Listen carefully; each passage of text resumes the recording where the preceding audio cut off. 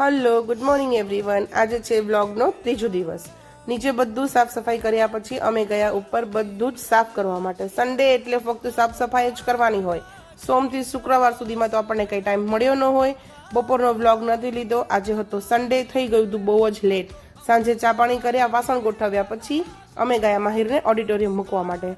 ઓડિટોરિયમથી મૂકીને આવીને અમે બંને થયા રેડી, હું અને પ્રેક્ષા। પછી અમે નીચે આવ્યા પછી અમે અમારી ડિઝાયર લઈને નીકળી ગયા ઓડિટોરિયમ જવા માટે।